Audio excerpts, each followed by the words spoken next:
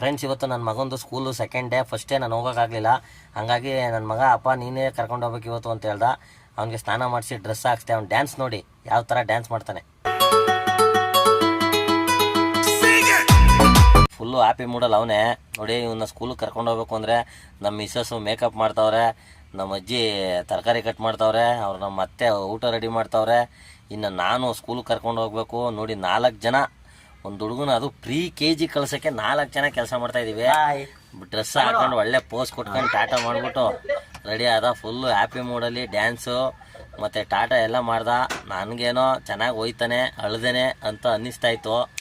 ಆಮೇಲೆ ನಮ್ಮ ಫ್ರೆಂಡ್ನ ಎತ್ತಾಕೊಂಡು ಅಲ್ಲಿಂದ ನಾವು ಸ್ಕೂಲ್ ಕಡೆಗೆ ಹೊರಡಬೇಕಾದ್ರೂ 2 ವೀಲರಲ್ಲೂ ಒಂದು ವೀಡಿಯೋ ಮಾಡ್ಕೊಂಡು ಚೆನ್ನಾಗಿ ಅಲ್ಲೂ ನಗ್ನಗ್ತಾ ಹ್ಯಾಪಿಯಾಗಿ ಅವನೇ ಅಪ್ಪ ನಾನು ಸ್ಕೂಲ್ ಬಸ್ಸಲ್ಲಿ ಹೋಗಲ್ಲ ನೀನೇ ಕರ್ಕೊಂಡು ಹೋಗ್ಬೇಕು ಅಂತ ಹೇಳ್ದ. ಆಯಿತು ನಡಿಯಪ್ಪ ನಾನೇ ಕರ್ಕೊಂಡು ಹೋಗ್ತೀನಿ ಅಂದೆ. ಸ್ಕೂಲ್ ಹತ್ರ ಹೋಗಿ ನಿಲ್ಲಿಸ್ತೆ. ಯಾವಾಗಲೂ ನಾನು ಹೋಗಲ್ಲ ಅಂತೇನೋ ಅಂದಿಲ್ಲ.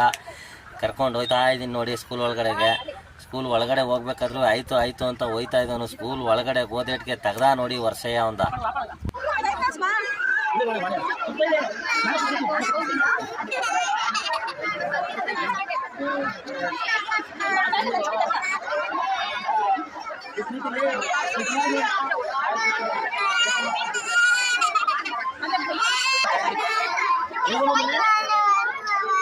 ಹೆಂಗೋ ಒಯ್ನ ಮಾಡಿ ಬಿಟ್ಬಿಟ್ಟು ಹೋಯ್ತಾ ಇದ್ದೀನಿ. ಪ್ರೀತು ಅವನೇ ಕುತ್ಕೊಳ್ಳಪ್ಪ ಅಂತ ಹೇಳ್ಬಿಟ್ಟು ನಮ್ಮ ಫ್ರೆಂಡ್ ಮಗ ಅವನು ಹಿಂದೆ ಹಿಡಿದವನು ಪ್ರೀತು ಕುತ್ಕೊ ಅಂತ ಹೇಳಿದ್ರು ಬರ್ತಾಯಿಲ್ಲ. ಇಂಚರೆ ಓಡ್ ಬರ್ತಾಯಿದ್ದ.